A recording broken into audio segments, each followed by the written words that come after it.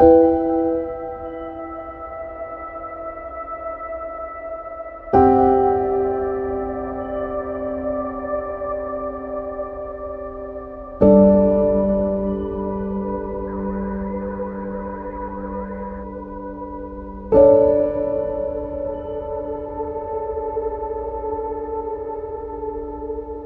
guys, we're gonna have some fun tonight. So I'm gonna be teaching you guys how to shoot a night lapse.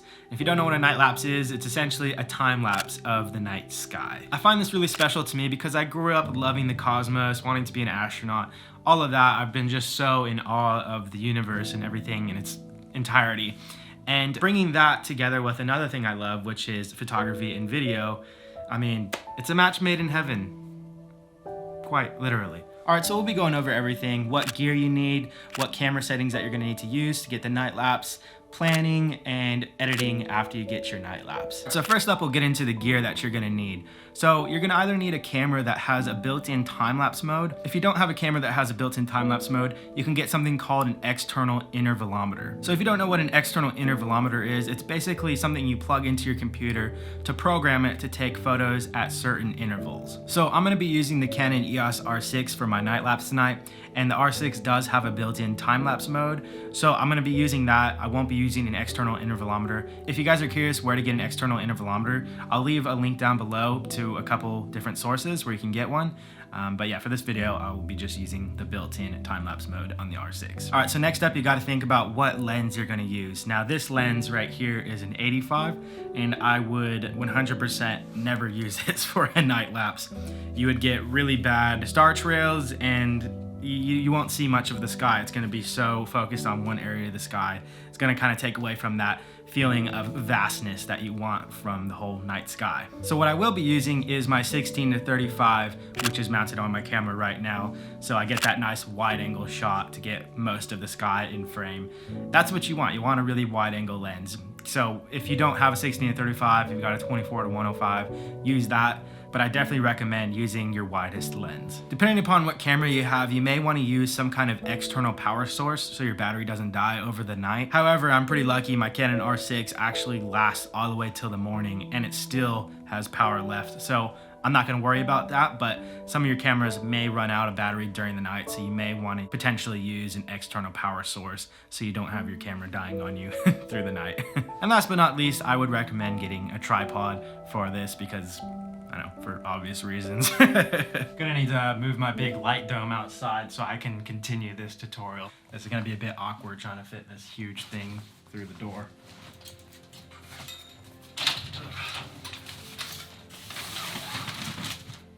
Aha, like a glove. All right, so next up, we're gonna discuss what we need to do to get ready for the shoot. First up, make sure you have a nice clear night. It's okay to have some clouds because some clouds in the sky showing some movement is actually pretty cool, but obviously you don't want it to be too cloudy because you're not gonna see many stars moving through the sky. Excuse the dog next door. So the best time to shoot a night lapse is when it's a new moon. If you don't know what the new moon is, it's essentially the opposite of a full moon, so you're not gonna be able to see the moon in the sky at all. Whereas if it's full moon, it's a full moon where the moon is completely bright and full in the sky. All right, had to move because the neighbor's dog is just going batshit crazy. So essentially why you want to shoot on a new moon rather than a full moon is because on the full moon you get a lot of light pollution, therefore you're not going to see as many stars in the night sky, whereas in a new moon you're going to see pretty much every star in the sky depending upon where you're located. You know, some cities may have a whole lot of light pollution and you may not see a lot of stars, so I would definitely recommend going somewhere where you're going to actually be able to see a lot of stars and where you're not getting lots of light pollution. If the moon is going to be out, there's certain apps on your phone that you can get where it actually tracks where the moon is, so you can track where the moon is going to rise and where it's going to set, and you can decide where you want to set up your camera to avoid any kind of light pollution that may be coming from the moon. Alright, so next up is camera settings. Now, if you're using a camera that doesn't have a built-in time-lapse mode and you're using an external intervalometer, then I would shoot in RAW. Shooting in RAW is obviously going to give you the most flexibility in post, so you can adjust your image to make it look how you want it to. Next up, you're going to want to make sure your aperture is as wide open as it can go, whether it's f4, f2.8, or so on. Right, so next up, you're gonna wanna shoot at a very slow shutter speed. For example, my camera is gonna be set to 30 seconds. I find that anywhere between 15 to 60 seconds is the sweet spot for night lapses. Also, I don't recommend raising your ISO because we wanna reduce the amount of grain as possible. You don't wanna look at your night lapse the next day and have your stars mixing up with a bunch of grain. We don't want that. So I recommend just staying at your native ISO. I keep mine at 400. You're gonna wanna stay anywhere around 200 to 400, depending upon what your native ISO is. Okay, so next up, you're gonna wanna program your intervalometer or your time-lapse mode in your camera to shoot a photo at double your shutter speed. So since my shutter speed is set to 30 seconds, I will have the camera take a photo every minute. So for example, if your shutter speed is set to 60 seconds, you're gonna wanna take a photo every 2 minutes. There goes my light, getting a bit windy out here. All right, so when all of that is done, we're gonna check our star tracker and we're gonna set up our shot where we want to get our time lapse. All right, so the star tracker that I use is called Star Tracker Lite.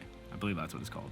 Yeah, Star Tracker Lite. I'll put it somewhere where you can see it. This video isn't sponsored. I just like it because it shows you all the constellations and where the moon's at, where the planets are at, and it's really cool. And plus it plays really cool music, but I don't want to play it because copyright issues, of course.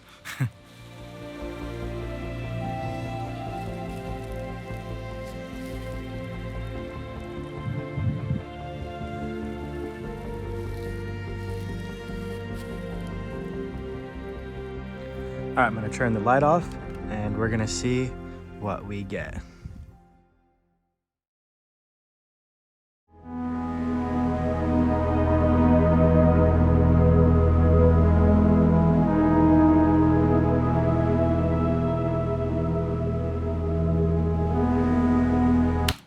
It looked pretty good. I'm stoked with that. Now, it's a little bit dark, so I think I'm gonna just adjust the lighting a little bit, try to make it a little bit brighter. Now, since I didn't shoot in RAW, I'm not gonna be able to stretch the video as far as I would be able to if I were shooting photos that were in RAW. But we're gonna see what we can do regardless, so we'll hop back into Premiere. Now, you definitely can see the stars, that's without a doubt, but I do wanna make it just a little bit brighter. So I'm gonna come down to exposure. Now, I'm gonna drag it up ever so slightly, maybe around 1. Now, it definitely is gonna introduce a little bit of grain, but the trade-off might be worth it. So I'll keep it around 1 for now. And then next up, I think I'm gonna drag the shadows up ever so slightly as well. Yeah, I like how that looks at 18.2. So let's hit the before and after. So this is after and before. So it definitely brightens up the image quite a bit. Now, I could definitely see a little bit more grain and patchiness coming from the bottom left from all the lights, but you might not really be able to notice it too much after it's exported.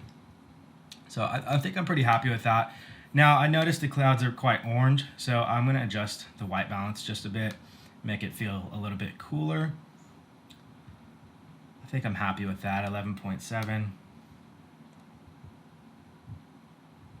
Yeah, that looks a little bit better.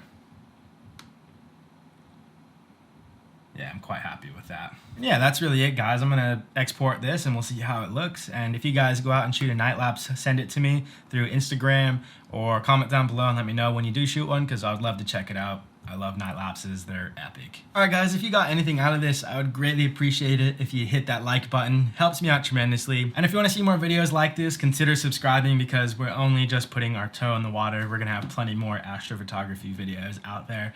I'm loving it, so there's gonna be plenty more.